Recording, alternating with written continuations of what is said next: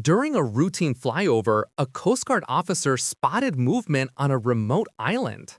But when he zoomed in, he screamed, "God, no."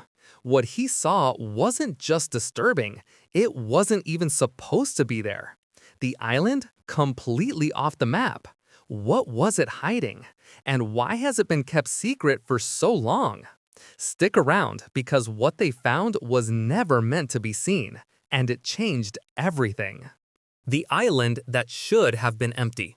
From 30,000 feet above the Pacific, something caught the crew's attention, something that shouldn't have been there. Lieutenant Commander Sarah Klenn, veteran pilot of the U.S. Coast Guard, guided her KC-135 straddle tanker over the endless stretch of ocean with calm precision. The morning had been routine, the sky clear, the mission simple, a reconnaissance patrol skimming past Picolot Island.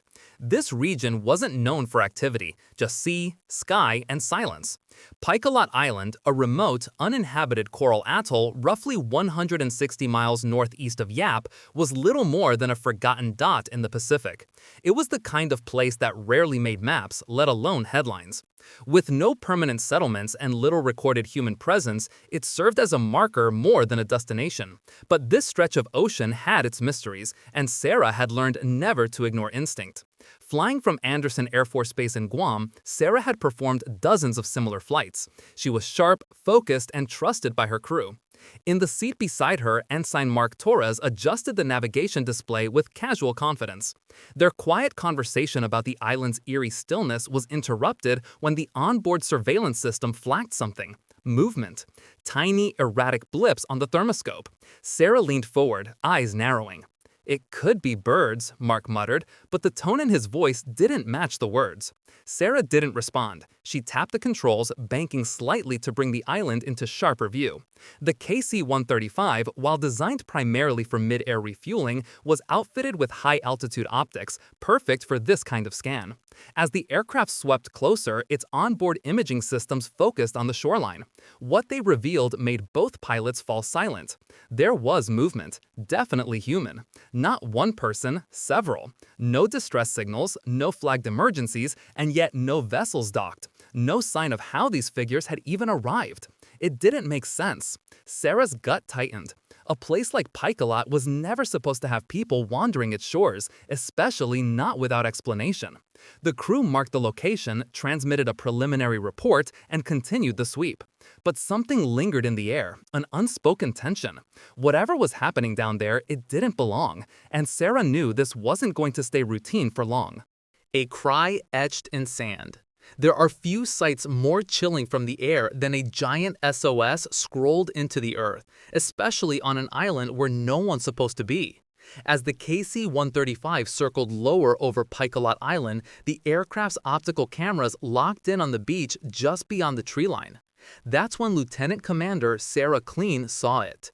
3 massive letters gouged into the pale sand. SOS. Bold, uneven, and raw, like someone had clawed it out of desperation rather than strategy. Sarah leaned in, eyes narrowing. "There it is," she said, her voice tight. "We've got a distress signal." Ensign Mark Torres immediately shifted his attention to the coordinates, already dialing in the radio. "That's not old," he said, studying the contrast of the freshly disturbed sand. "Whoever did that is either still down there or they were very recently." Sarah knew what that meant. This flight wasn't just surveillance anymore. It was a potential rescue operation. The tranquility of their morning patrol was gone, replaced by the sharp clarity of urgency. She adjusted their flight path to hold a tighter orbit over the island, her mind racing through protocols and possibilities. No one was supposed to be on Picolot. No boats had been reported missing in the sector. No distress calls had been logged. And yet, here it was, a silent scream engraved into the beach, begging to be seen. "Base, this is Goldwatch 6. Confirm SOS on Picolot. Coordinates are locked. Request immediate search and rescue support," Mark relayed, his voice measured but tense. Back in the cockpit, both officers stared at the screen, waiting for more.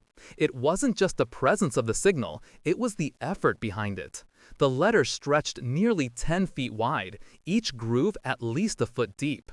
That kind of work meant someone had been here long enough to try everything else first. Sarah's instincts kicked in. Let's run another sweep. Focus on the tree line, areas with shade, anywhere a person might be trying to stay hidden or sheltered. The aircraft's cameras adjusted again, slowly tracing the edge of the island, scanning for movement. The SOS confirmed one thing. This wasn't a ghost signal from years ago. This was active. This was now. And whoever wrote it just wants to be found. Whatever they were about to uncover, it wasn't just a rescue mission anymore. It was a search for the story behind that cry for help and whether there was still time to answer it. A flicker of movement. What looked like a trick of light turned out to be the first sign that something was very wrong on Paikala Island. As the KC-135 stratotanker dropped altitude for a low pass, Lieutenant Commander Sarah Clean narrowed her eyes toward the tree-lined edge of the island below. Amid the stillness, something shifted. A flicker, quick and sharp, danced across the sand near the shoreline. It wasn't the graceful sweep of a bird or the choppy pull of the surf. It was too smooth, too deliberate. From 10,000 feet, Paikala Island still looked untouched, its palm canopy swaying gently, its shoreline pristine and vacant. But Sarah knew what she saw. Years of flying reconnaissance had taught her the difference between optical illusions and actual threats. That flicker didn't belong. She leaned forward, adjusting the aircraft's onboard optics, and locked in on the area. "Mark, back us around. I want another look," she said calmly, but with a firmness that caught Ensign Torres's attention. He didn't question it. His fingers tapped swiftly across the console, nudging the aircraft into a wide, deliberate arc. The long refueling plane wasn't built for agility, but at this altitude it didn't need to be. It only needed to see. As the high-resolution camera steadied, the monitor came alive with detail. White sand, shifting shadows, dense brush hugging the shoreline. The area looked still, but only for a moment. "There," Sarah muttered, right past the palms. A blur of motion again, brief but measured. A shadow moving behind the trees, slow and steady, almost like someone trying not to be seen. "That's not wildlife," Mark said, his voice losing its usual levity. "We're not looking at a seal or a bird. That's someone walking." Sarah didn't respond right away. Her focus was locked on the screen, watching as the figure disappeared again into the brush. No emergency signals, no signs of shipwreck, and no logical explanation for someone to be here. It made no sense, but now there were signs of life where there shouldn't be any. Sarah's thoughts ran through the possibilities: a lost hiker, an illegal landing, or something else entirely. None of them sat right. What disturbed her most wasn't just the movement, it was how carefully it stayed out of sight, like it knew it was being watched. And that meant they had a bigger problem than a routine patrol could handle. Eyes in the sky, lives on the line. The moment they saw another movement on the beach, everything else faded. Not just another signal, not a debris trail, not a shadow playing tricks, but people. Real, living, barely standing survivors waving their arms with the last strength they had left. As the KC-135 banked hard around Paikala Island, Lieutenant Commander Sarah Clean adjusted the aircraft's optics, pushing them to their maximum resolution. Below, in the scorching midday sun, 3 figures emerged from the palms and stumbled onto the open sand. Their arms flailed, not with the rhythm of someone trying to flag down a plane, but with the wild, disjointed panic of people who thought they might never be seen again. Sarah felt a breath catch in her chest. "They're alive," she muttered, almost not believing it herself. "But they're barely holding on." Ensign Mark Torres zoomed the optics in tighter, the display now showing every painful detail: sunburnt skin peeling at the shoulders, faces hollow and skeletal, clothes shredded to ribbons by the elements. One of them dropped to their knees, still waving, still trying. Sarah didn't need a second opinion. She could see it in every line of their bodies. These people were on the edge. Near the tree line just behind them was what they'd used for shelter, a haphazard lean-to no larger than a canoe cobbled together from driftwood, vines, and palm leaves. No tools, no tarps, no supplies, just the bare minimum to stay alive through wind and rain. And yet, somehow, they had. The sight of that pitiful shelter, the desperation of it, told Sarah everything she needed to know. "These aren't tourists," Mark said quietly. "They've been out here a long time." Sarah spotted a skiff lying on its side near the high tide mark, half buried in sand. The boat was cracked and useless, a wooden carcass left to rot. That was their way in, and the reason they hadn't left. Whatever happened, it wasn't a short delay. These people had been stranded, maybe for weeks. They're Micronesian, she guessed. Fishermen, maybe. Something went wrong and no one knew where to look. The survivors didn't stop waving. One of them leaned on the other to stay upright. The third, possibly the youngest, cupped their hands around their mouth, shouting up at the plane, though the words were lost in the roar of altitude. Mark was already logging the coordinates and preparing a situation report for the rescue command. "They're not going to last much longer," he said, his tone flat but urgent. "We need search and rescue on site now." Sarah nodded, eyes locked on the screen. These weren't just castaways anymore. These were lives hanging by a thread, and they'd finally been seen. A voice from the island. The moment the static gave way to a human voice, the entire cockpit fell silent. For hours, Lieutenant Commander Sarah Klen had been staring down at three stranded figures on the beach, waving, signaling, barely standing. But now, finally, they were no longer just distant profiles on a remote island. They had spoken. Faint, trembling, and nearly lost in a wash of background noise, a man's voice crackled through the receiver. "Please, we're here. Can you hear us?" Sarah didn't hesitate. She grabbed the mic, keeping her voice calm, measured. "This is the U.S. Coast Guard. We hear you loud and clear. You're on Picolot Island. We see you, and we're here to help." It was the moment they had worked toward from the second they spotted the castaways. The parachuted radio had landed near the camp, just beyond the shade of the palm trees, and the survivors had wasted no time retrieving it. Now, there was a direct line of communication, a fragile but critical thread connecting them to the outside world. The man identified himself as John, a Micronesian mariner who'd set out from Puluwat 5 days ago with 2 companions.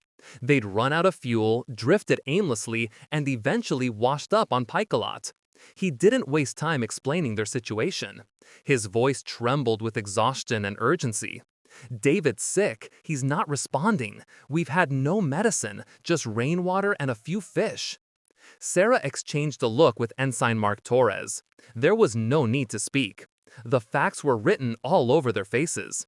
5 days stranded, dehydration, no medical aid, one man barely conscious. Every second they stayed on that island without rescue, their chances of survival shrank. Mark logged the transmission and signaled for Sarah to press on. "John, can you give us a quick rundown of your condition? Any supplies left? Do you have shelter?" she asked, trying to stay composed while fighting the surge of helplessness rising in her chest.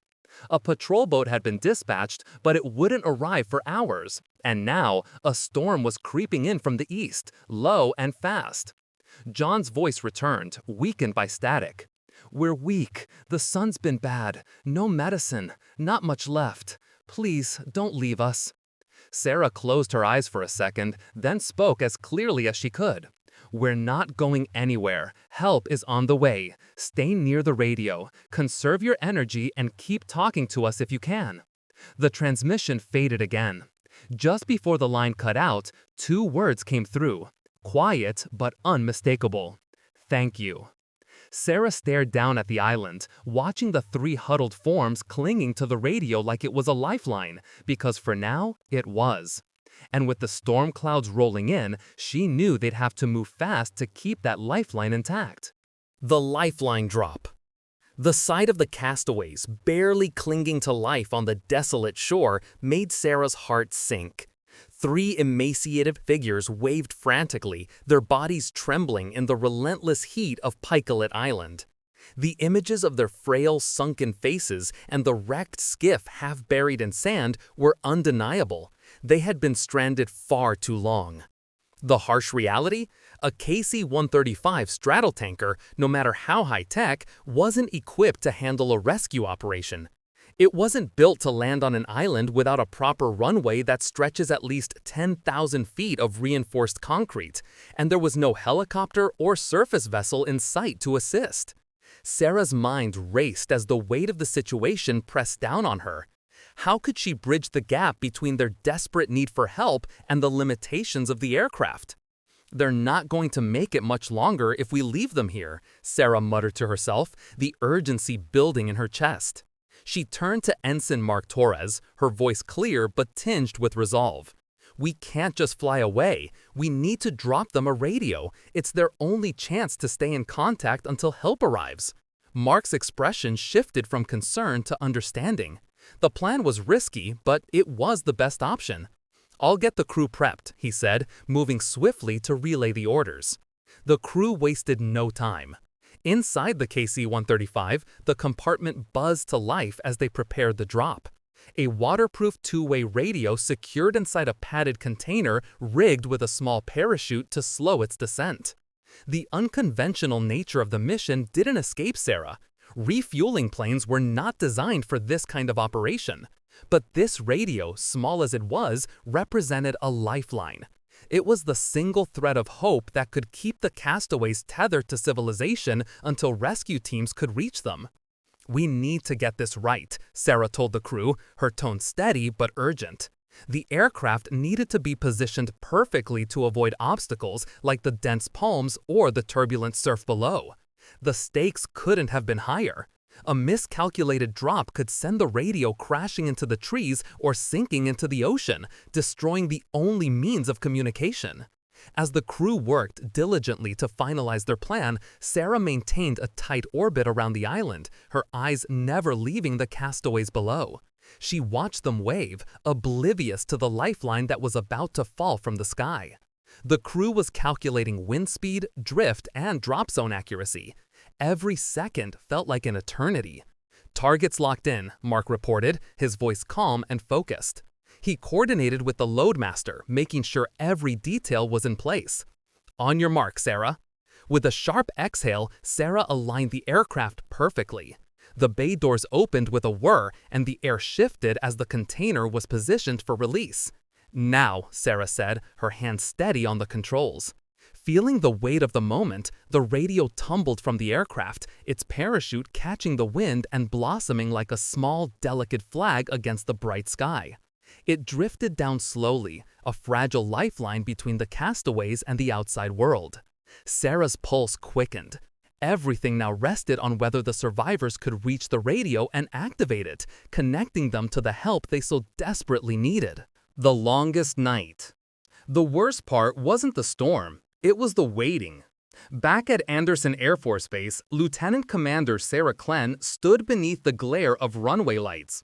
Her gaze fixed on the black horizon as if she could wield daylight to arrive faster. The storm had moved on, but its shadow lingered in the soaked tarmac, the heavy clouds still hanging low, and most of all in the uncertainty it left behind.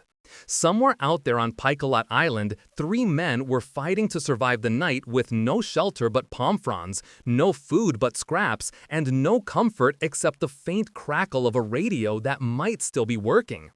Inside the base's operations room, the tension hadn't lifted.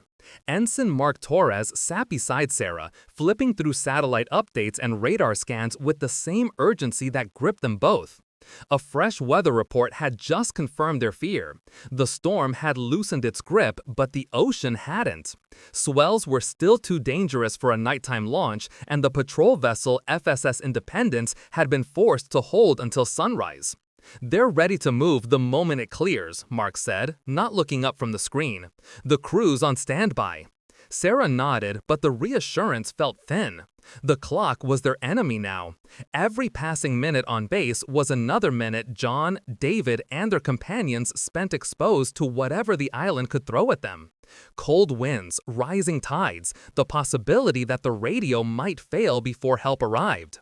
She stepped outside for air, needing distance from the hum of electronics and the weight of decisions she couldn't act on. The air was damp and quiet, thick with the scent of wet grass and jet fuel. In the stillness, her thoughts drifted to the castaways, how they had survived for 5 days, carving an SOS in the sand, catching rainwater, clinging to life without knowing if anyone was even looking. That kind of strength didn't come easily. It wasn't luck, it was grit. "They've made it this far," she whispered to herself. "They're not quitting now." As dawn inched closer, the operations room filled again with quiet motion. Mark reviewed final coordinates with the rescue team, and Sarah scanned the map one more time, eyes tracing the route from Yap to Picolot. They had one shot to get this right. We're not letting go of them, she said flatly, no matter what. The minutes ticked by, slow and merciless. But when the call finally came, the confirmation that FSS Independence was underway, Sarah's shoulders lifted just slightly. There was still a long journey ahead, but at last someone was moving toward the island. And this time, they weren't coming with questions. They were coming to bring those men home. The Micronesian patrol boat's mission. A signal answered. When the castaways finally emerged from the trees, thin, sunburned, and swaying on unsteady legs, it was the moment everyone had been waiting for. The faint voice over the radio, the carved SOS in the sand, the sleepless night at Andersen Air Force Base. It had all built to this: 3 lives pulled back from the brink. Just after sunrise, the FSS Independence powered through the Pacific swells, its hull plotting a steady path toward the lonely speck of land known as Picolot Island. The storm had passed, but the ocean still bore its teeth. At the helm was Captain Tino, a veteran mariner who had navigated these waters for decades. He didn't waste words. His eyes stayed on the horizon, where a narrow line of palms and reef marked the island where 3 men had waited 5 long days for a second chance. The crew, made up of seasoned Micronesian sailors, worked with measured urgency. They listened closely as Tino opened the channel to the emergency frequency tied to the radio dropped the day before. Picolot survivors, this is FSS Independence. We're inbound. Can you respond? A few seconds passed, long enough for doubt to creep in, before a voice crackled through the static.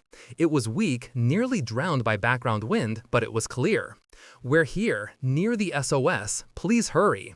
John's voice, hoarse but alive. The men on the bridge exchanged quick glances. No one spoke. They didn't need to. As the patrol boat reached the edge of the reef, the crew spotted the massive SOS carved into the beach, partially blurred by rain but still legible from offshore. They couldn't land the main vessel due to the shallow coral, so a small dinghy was lowered into the surf. 2 crewmen, already geared up, climbed in and made for shore. Sarah Clean, listening from Guam through a relay feed, could hear every radio transmission. She leaned in as static gave way to muffled voices. "We see them," one of the sailors confirmed. The 3 castaways appeared just beyond the tree line. John had David slung over his shoulder, clearly favoring one leg. Their third companion moved slowly, barefoot and shaking. The rescuers met them halfway, steadying them with both hands. Their bodies were light, nearly weightless from exhaustion, but they were still standing. The dinghy returned to the Independence, fighting the surf. Once aboard, the castaways were wrapped in blankets and handed water bottles. They didn't speak much. The expressions on their faces said everything. Captain Tino picked up the radio and delivered the update everyone had been waiting for. "We have them. They're alive." For the first time in hours, Sarah exhaled. The waiting, the storm, the fear, it all gave way to relief. They had made it. And across the Pacific, a quiet island was finally silent again. Racing the storm. The moment the storm showed its hand, everything changed. What had begun as a tense but steady operation shifted into a desperate countdown against the elements. On the radar screen aboard the KC-135 stratotanker, the threat wasn't subtle. It was a swirling wall of thunderclouds sweeping across the Pacific. Violent, fast-moving, and pointed directly at Picolot Island. "Sarah, we've got trouble," Ensign Mark Torres said, tapping the display where a dense weather front glowed with alarming intensity. "It's moving in from the southwest, 20 minutes, maybe less." Lieutenant Commander Sarah Clean didn't need a second opinion. She looked out across the water and saw it for herself. Dark clouds rolling in like a tidal wave in the sky, swallowing sunlight, dragging wind and rain in their wake. Even from their altitude, she could feel it. The gusts starting to shove the aircraft off balance. The first hints of turbulence already making their presence known. She cursed under her breath. Just below, 3 men were huddled on the beach, holding onto a radio they had received barely moments earlier. Now they would have to hold on to something even more uncertain, the hope that help would still find them after the sky closed in. "We can't stand this much longer," Sarah said quietly, though her voice carried the weight of a command. "We lose visibility, we risk the whole crew." Mark nodded grimly, already recalculating their return route to Anderson Air Force Base in Guam. The longer they stayed, the greater the risk, not just from the winds and lightning, but from the sheer strain a refueling aircraft like the KC-135 wasn't designed to endure. Still, Sarah hesitated. Her eyes were locked on the island below, where the makeshift camp stood exposed. No solid shelter, no medical supplies, just 3 men and a radio, and a storm big enough to wipe out any trace of them by morning. "How fast can the patrol boat reach them once this clears?" she asked. "Dawn, if the waters hold," Mark replied. "They're launching as soon as conditions allow." Sarah gave one last pass over the island, committing every detail to memory. The curve of the shoreline, the layout of the camp, the placement of the SOS. Then, with the clouds drawing a thick gray curtain over the sea, she made the call. "Base, this is Straddle Tanker 41. We're returning due to the incoming weather. Mark the position. Let the boat crew know they'll need eyes sharp and engines hot at first light." As the aircraft turned back towards Guam, rain began to lash against the cockpit glass. Picolat Island disappeared from view, swallowed by the storm. Sarah sat in silence, fists clenched around the controls. She had done everything she could. Now all that was left was to hope the radio held out and that the men on that beach could survive whatever the night brought with it. Recovery on solid ground. The real impact of survival isn't always seen in the moment of rescue. It's in what follows.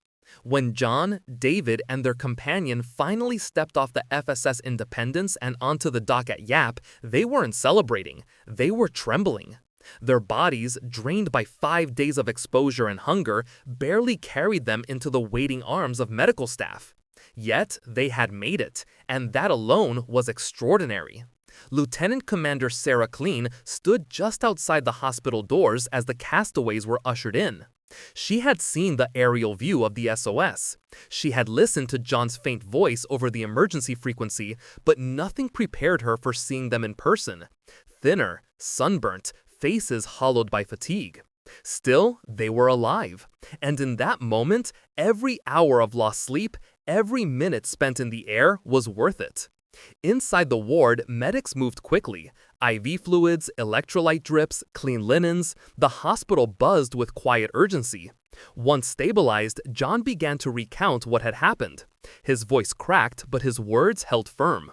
They had left Pulawat Atoll in a 23-foot skiff heading to Pulap, a routine journey for men who knew these waters by heart. But then came the miscalculation. They ran low on fuel and the current took over, dragging them off course. The skiff eventually washed up on Picolat Island, over 120 miles from where they should have been. They had no food supplies, no way to call for help, and no idea how long they would be stranded. Rainwater gathered in coconut shells was their only hydration. They caught tiny fish by hand. David collapsed from dehydration. The shelter they cobbled together barely shielded them from the brutal midday sun. At one point, they feared no one would ever find them, but they carved out that massive SOS on the beach. They believed someone, somewhere, might be watching. Sarah listened to every word with quiet intensity. It was a story not just of survival, but of grit, the kind that doesn't fade under pressure. The rescue itself had been the result of swift coordination across borders. Her U.S. Air Force patrol team, the Micronesian crew of the FSS Independence, and even support from the Australian Navy. It was proof of what could be done when people chose to act together, fast and without hesitation. Before she left the ward, Sarah stopped by John's bedside. "You never gave up," she told him. "That's why you're here." He didn't say anything at first, but he gripped her hand lightly and nodded. That was enough.